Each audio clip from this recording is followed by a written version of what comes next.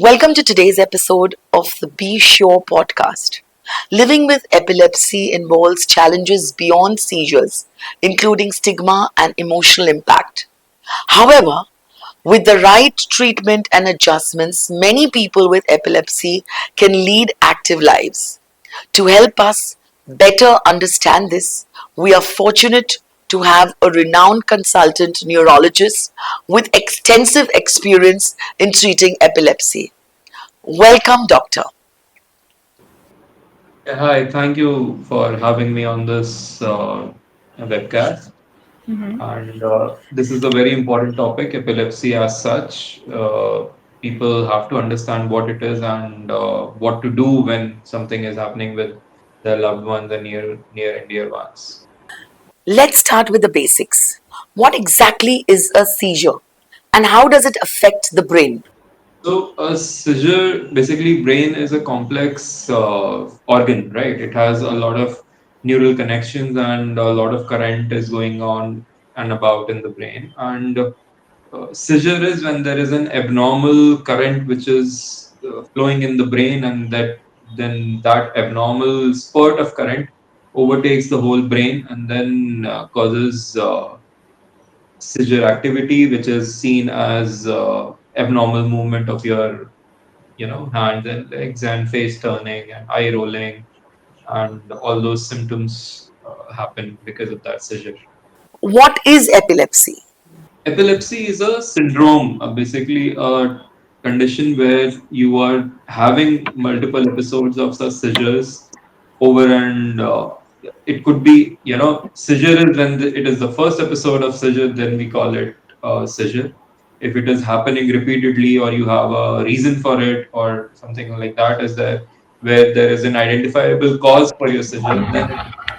What are the different types of seizures and do they affect people differently? Okay.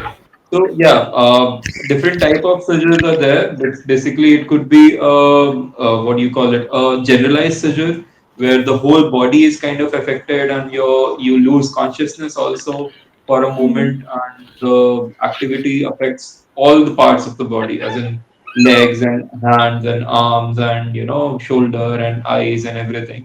And there is a lot of consciousness also. So that is a generalized tonic clonic seizure, right? Then it could be a partial seizure also, where it is only affecting maybe just the leg or maybe just the arm or maybe just the fingers are twitching, and that is called as a partial seizure. Or maybe just the face is twitching, that is called as partial seizure. So it could be a generalized seizure or a partial seizure, and then it can be depending on the duration of seizure, depending on other symptoms that you have along with seizure. There is it affects people differently. Yes, partial seizures are generally, you see a flickering happening and nothing else is happening. The patient is talking normally and he's well conscious and oriented and everything, he can still keep on talking, but yeah, the part keeps on moving. So that is a simple partial seizure. Then simple partial seizure can change into a generalized seizure, then it becomes a complex seizure where it starts as a simple seizure, but since it is not controlled, maybe in the second episode, maybe in the same episode, if the episode goes on longer, it becomes a generalized seizure also. So these are various kinds and how the people get affected. I see. Now, can you explain what causes epilepsy? Is there always a known cause?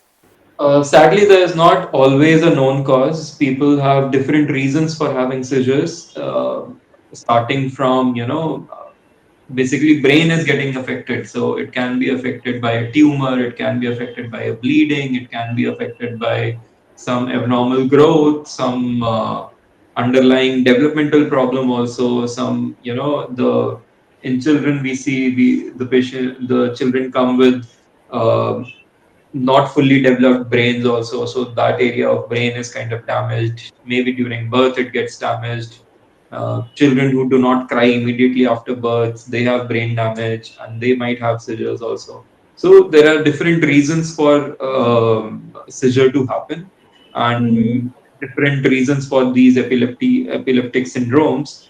And main causes, they are generally, lack of oxygen to the brain, lack of blood to the brain. These are Yeah. common reasons why seizures happen. Well, that's really helpful to understand. Well, what are some of the signs or symptoms of epilepsy that caregivers should look out for? Okay. So basically, if you already are treating somebody who is suffering from a brain illness, you should be aware that seizures might come. Yeah? So you have to be alert about any abnormal movements happening in the arms or in the legs or in, fingers also. They might be an indication that there is probably some electrical activity happening which might become a seizure later.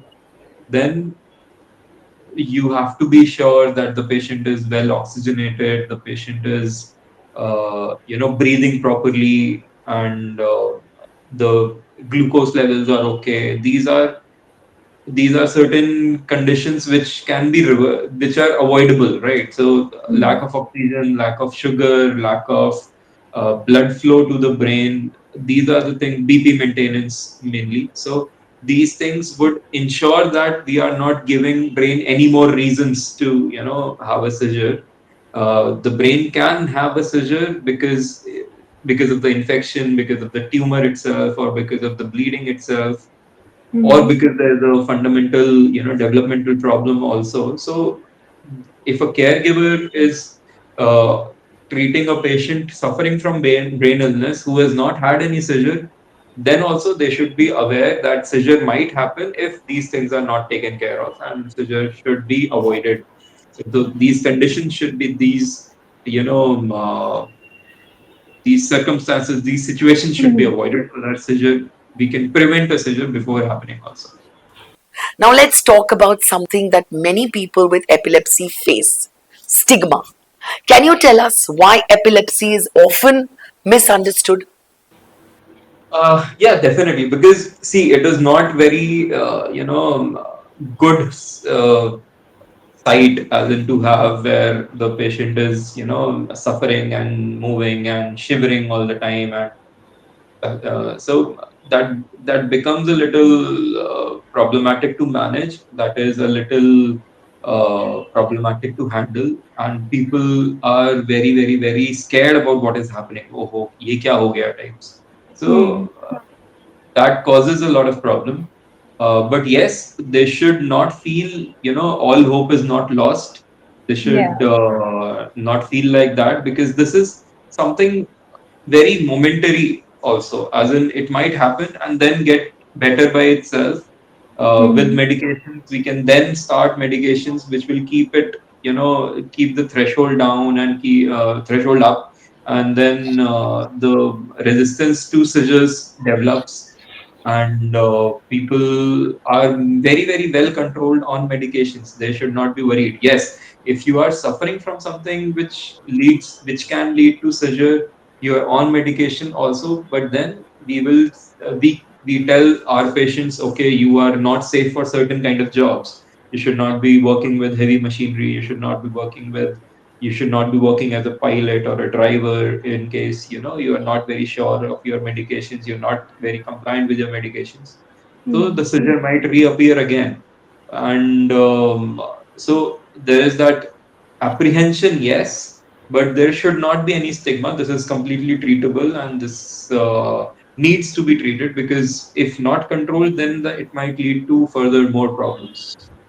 How does this stigma affect people with epilepsy? Stigma per se, basically, they have to understand that they have to be on medication. You know, like meals, they have to take medications regularly. They cannot Yeah. skip their medications. So that is one thing they have to be understanding, and they need to be brought into the confidence like that. Apart Mm. from that, over time they understand that, okay, this has happened with me, and this is well controlled with medication. So Mm. this generally does not affect their lifestyle as such, if they are very careful and very regular with their medications. The medications are generally long-term medications. They need to be taken, and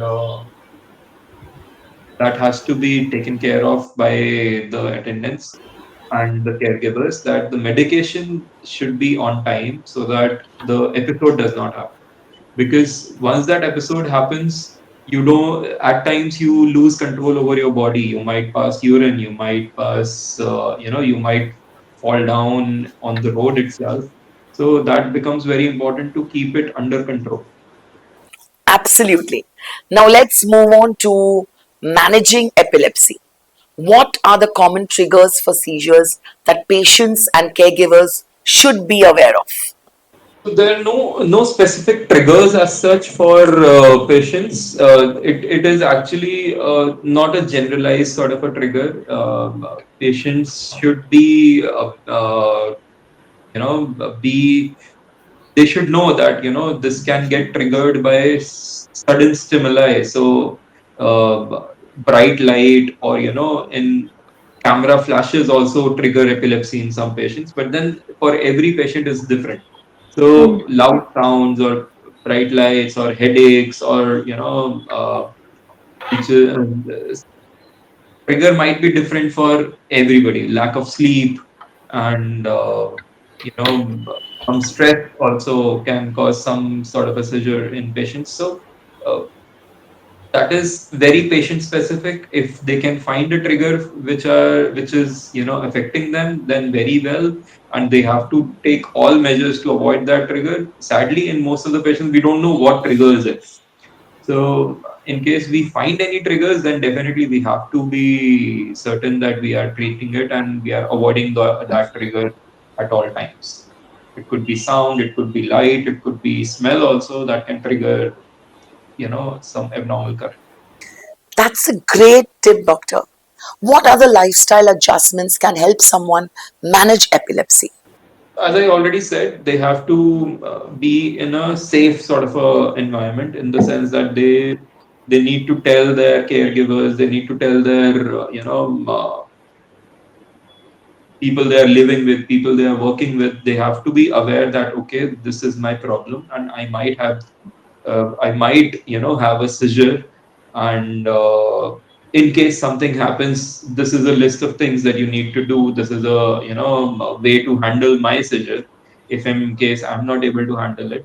So that needs to be, so awareness basically. Yes. So apart, they should not be, shy of telling people, okay, I have this problem. I might have this problem. I might be, you might find me sitting on my chair very comfortably, but I might fall down in the next minute. We don't know that.